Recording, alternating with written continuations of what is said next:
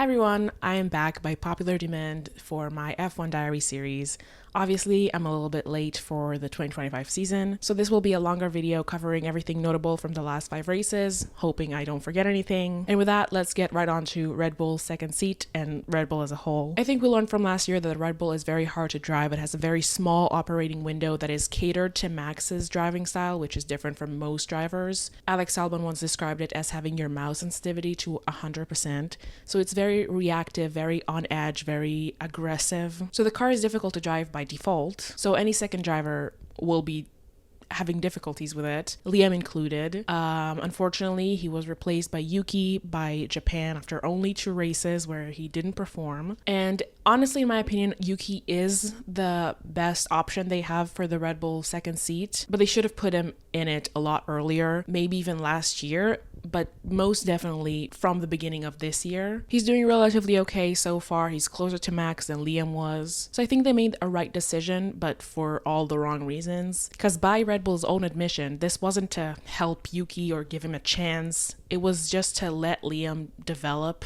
in the V-carb, which again, that's what they should have done in the first place, and also ironically what they've allowed Yuki to do in the past 5 years. And honestly, Liam isn't doing great in the V-carb right now, but at least he seems more calm and to actually be having fun being in F1. And I do have to give props to the V-carb social media admin. They're doing a fantastic job. They did a great job with Isaac and Yuki at the beginning of the season, and now with Liam and Isaac. Every video of theirs is just great and they're doing a great job, so good on them. But overall, I'm not even sure what this says about Yuki's future in Red Bull, because obviously they never really liked him as a driver. I guess they never promoted him until there was no other choice, basically. And he's with them because of Honda, and Honda are leaving them next year, so we don't know the situation there. And also I know there's Arvid Lindblad, who's currently in F2, who's a Red Bull junior, who they're really eager to get into F1. He's a prospect. And I really wouldn't put it past them to make the exact same mistakes, put Lindblad next year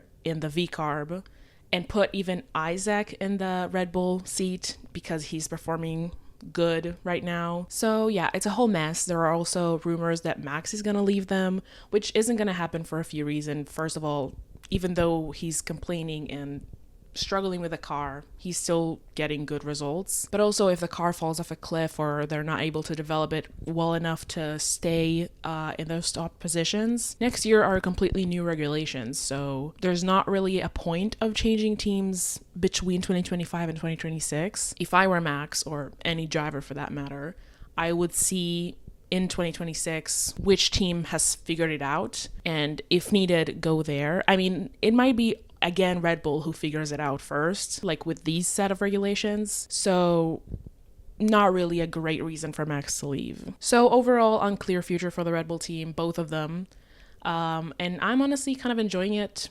I don't like Red Bull at all. I like the drivers. I like all of their drivers, but the team, not so much. So I'm living for the Red Bull downfall. I said it. But as much as they're complaining about the car and Max seems to be struggling sometimes, they're still not that far off. And then we have McLaren on the other side of that coin, being the best, but not by much. We definitely have the best car currently, but it's not even close to 2023 Red Bull domination, and not even the beginning of 2024 for Red Bull. The field is very, very close, and even though we started very strong and we're currently leading both championships, nothing is really guaranteed. Ferrari, I mean, they're in the same position we were in last year, in the beginning of last year, so we really cannot know until like halfway through the season at least. We're gonna see upgrades, maybe not as much as we've seen last year because this is the last year of regulation and they're putting a lot of work towards 2026, but they're definitely gonna be upgrades throughout the year. And hopefully McLaren can stay ahead and extend their gap to the rest of the field.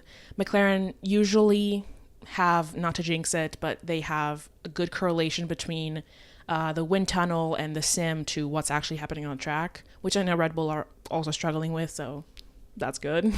But I hope that stays the same and that allows them to bring upgrades that actually work and actually give them some space to breathe. But I do believe it's going to be a close battle for both championships. Maybe not as close in the constructors, but very close in the drivers.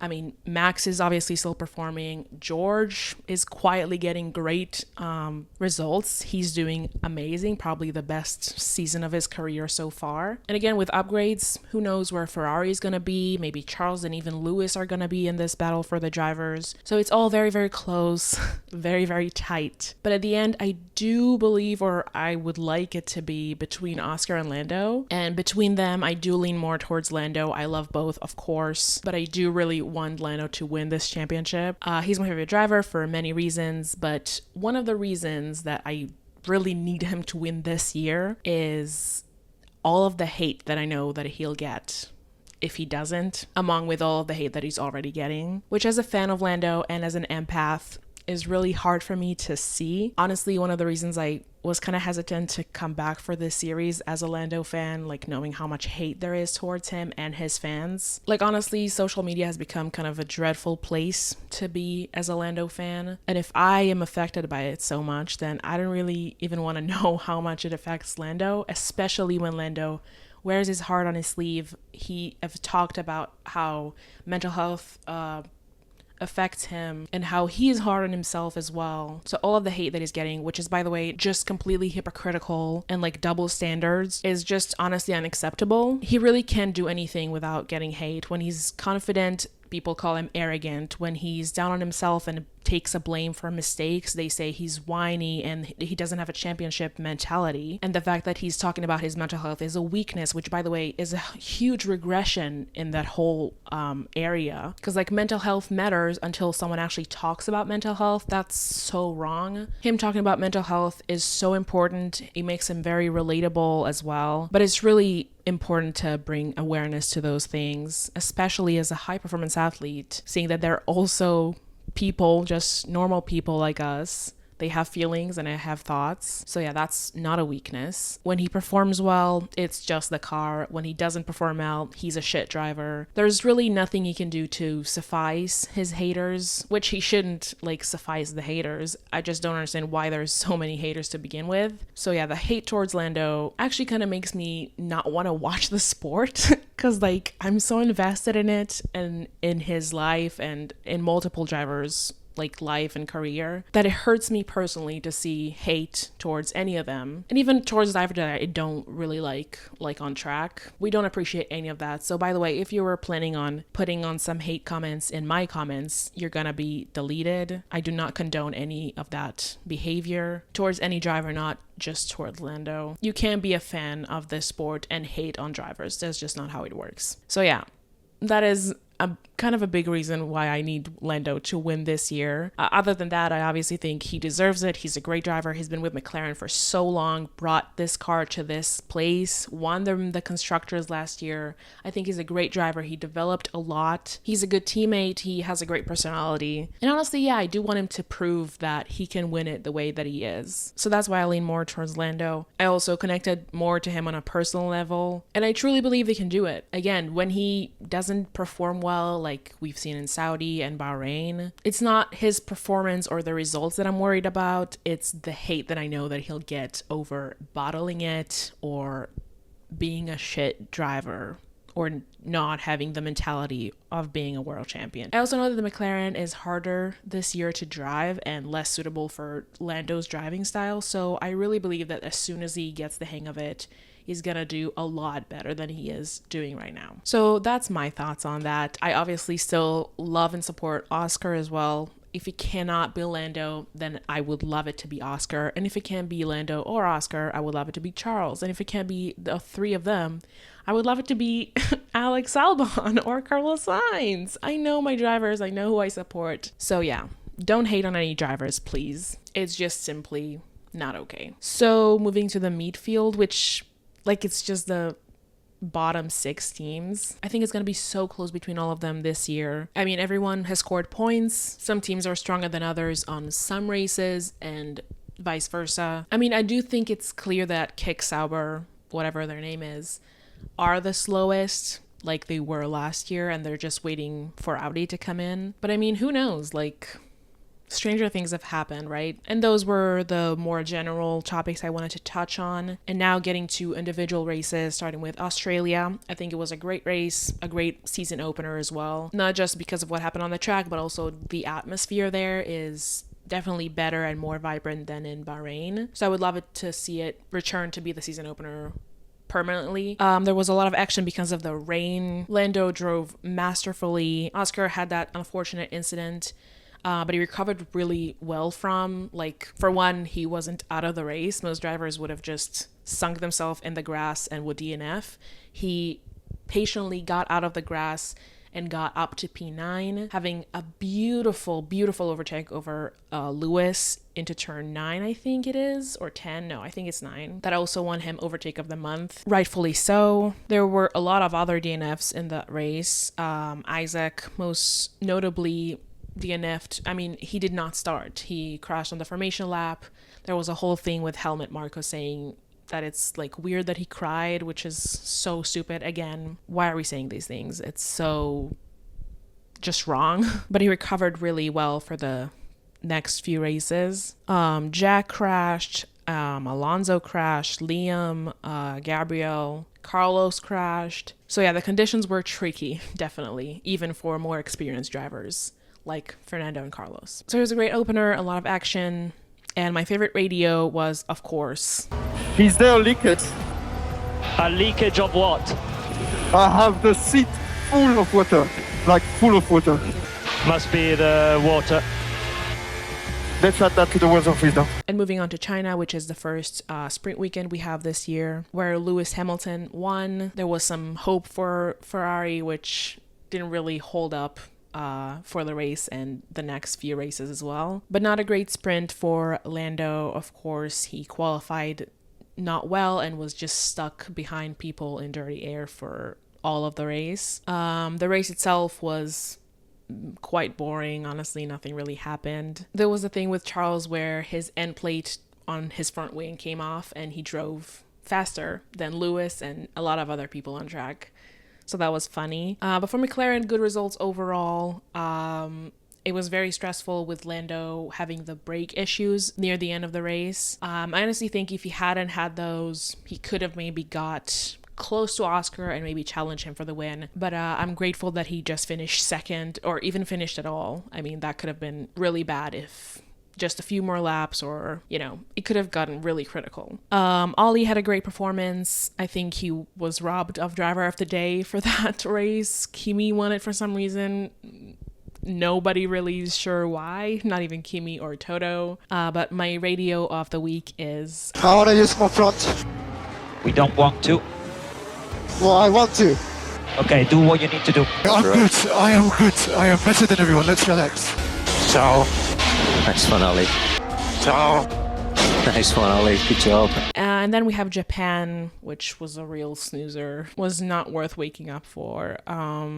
Basically decided in qualifying, which was very, very close between Max, Lando, and Oscar. It was kind of weird that McLaren didn't try anything with a strategy during the race. Like, even I, who doesn't have a great understanding of strategy, knew that the only way to overtake is like doing something else with the strategy, and them pitting Lando on the same lap as Max didn't really give him a chance. Like, I mean, they took a chance that they'll have a better stop than Max did, which they had, but not enough for it to like actually work. Lando tried to get Max at the end of the pit lane, which again didn't work. I think McLaren could have given him a better opportunity to overtake with the pit stops, like with an undercut or overcut, but they didn't, so that's just the way it is. There was also a stage near the end of the race where Oscar was kind of hinting to have Lando let him pass to get Max, but I don't think that would have done anything. Like, if Oscar couldn't get Lando, there is no way he could have gotten Max. So on that front, I think they made the correct decision to just stay in the places and have Lando keep trying to get Max. But it was basically impossible to overtake. So again, the only chance that they probably had was with the pit stops, which they didn't do. So that was Japan. Very boring. My favorite radio is probably... I really like some info where I'm slow, mate. Turn 8, 9 and 13, 14. Okay, but how much? I don't know. Moving on to Bahrain. Finally, we got some good overtaking action. It was a great race, not only because of the overtaking opportunities, but also because the track surface is very abrasive, which causes a lot of degradation, which results in a very diverse tire strategy. After the safety car, the tire graphic was like hard, soft, medium, soft, hard, soft, medium, medium. Like it was all over the place, which was amazing to see. I honestly think that without the safety car, the race would be more interesting, because then people would have tire delta to each other instead of all having the same age tires. It was a great weekend for Oscar. Obviously, his first pole, and then obviously won the race. Also, the first time McLaren has won there, which is also exciting. Lando, not so much. He did not have a good quali, and then in the race he made a bunch of mistakes, like the starting position that got him the 5-second penalty, and then some not so clean overtakes, and on the restart with a safety car didn't really maximize his opportunity over Charles, and even got behind, like Lewis got him. So not the perfect weekend for Lando at all, but still P3. So if that's Lando at his worst, I would love to see him at his best. Another week where Ollie was robbed of driver of the day. He went from P20 to P10, I believe. So that was incredible. Esteban was also, I think, P8, so double points for Haas. Lewis got driver of the day there. Not really sure why. Like, I don't understand the driver of the day votes this season so much. But okay. Who cares? Like, it's not a big deal. My favorite radio of the week is 24 laps on a soft. It was pretty audacious. And then we get to talk about Saudi, which was the last race. Unexpected good race, honestly. I did not expect this much action to happen. Like, it's supposedly not a great track for overtaking, but we saw quite a few overtakes into turn 1 and even into turn 27. There's no 27 corners on that track. Most of them are just kinks in the road.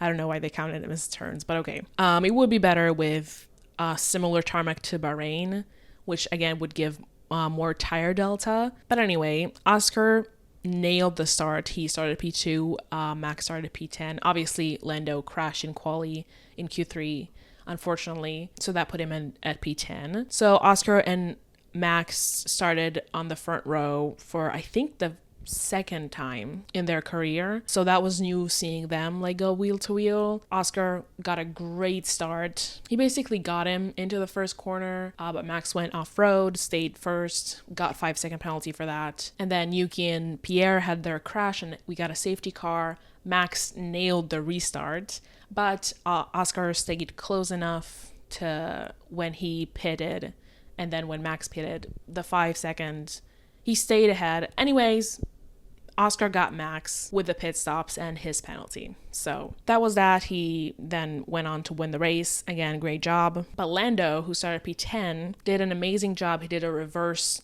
strategy with the tires, started on hards instead of mediums, went long, and then came on to mediums, had better tires and better tire delta to drivers around him, and got to P4, which is incredible. Again, great recovery. A few more laps, he could have gotten Charles as well and got a podium, but nonetheless, great performance. He was robbed of driver today this week, or Charles even.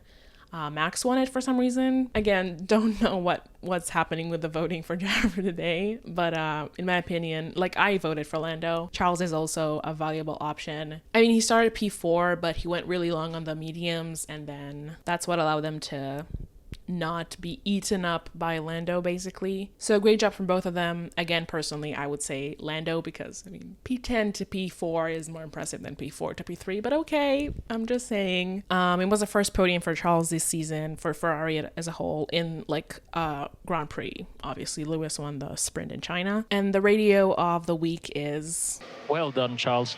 Thank you, Brian. And with that, we have arrived to present day.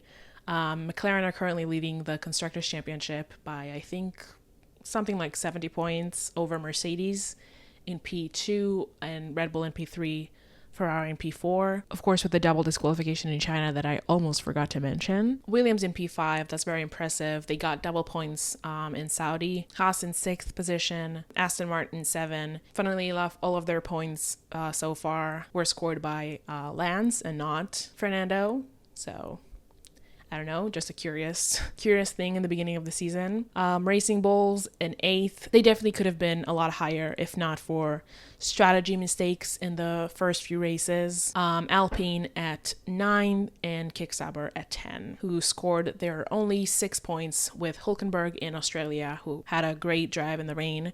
Also, I wanted to mention Kimi and the rain in Australia. He was very impressive. And then the drivers, Oscar is currently leading from Lando, from Max, from George, from Charles, from Kimi, from Lewis, from Alex, from Esteban, from Lance. That's the top 10. I'm not gonna go the whole way down. So yeah, as I said before, it's gonna be very tight, especially in the drivers. And I wanted to bring up something that really annoys me this year specifically. Recency bias is kind of ruining the discussion over this championship and the sport. Like, I understand you're only as good as your last race, but you have to look at the bigger picture sometimes. Because it seems that every single race this year, whoever wins it is now the championship favorite and the only one who's capable of winning the championship. In Australia, it was, oh, Lando's got it this year. And then in China, never mind, it's actually Oscar who got it this year. And then in Japan, well, Max is not out of this championship at all. And then in Bahrain, well, Max is definitely out of it. And it's definitely Oscar and Lando. And then here, again, it's just Oscar. Like, just these changes in mindset about the championship shows you how fluid it is and how it is ever changing. So you really can't come to any conclusive conclusions about it, like I see a lot of people do, even like professional commentators of F1. Like, yes, you can have your opinion about who you want to win or who you think's gonna win, but ruling people in and out is just annoying because you really can't. And then another thing I wanted to touch on, which maybe more relates to the Lando hate, especially with those 2 last races where he wasn't at his best. So winning a championship shouldn't be easy. And it shouldn't be straightforward, and it shouldn't be the guy who led it from the first race to lead it all across the season and win it at the end. Like, that's not how a championship should be every year, because that's just boring. Like, we've seen that with Max in 2023. I mean, obviously he did a great job, the car was amazing, but it was boring. And we kind of got used to that we forgot the epic championship battles that were so tight and fought to the end that make the sport exciting and worth watching. And I don't want to diminish the value of the championship that Max won in 2023. That was easy peasy for him. He didn't even need to fight for it. But I do think there's an added sentiment to a championship that you had to fight through your teeth for and truly give it your all. I mean, Max in 2021 against Lewis is a great example. Obviously, the ending of that was controversial with the FIA being dumb, but the battle was there. So yeah, drivers make mistakes. They have off weekends. And with the field being so close, I think the accumulation of all of that makes the championship have extra meaning. And obviously for us, a lot more exciting to watch. So I think that Drivers' Championship order is gonna have a lot of changes this year. I think we're gonna see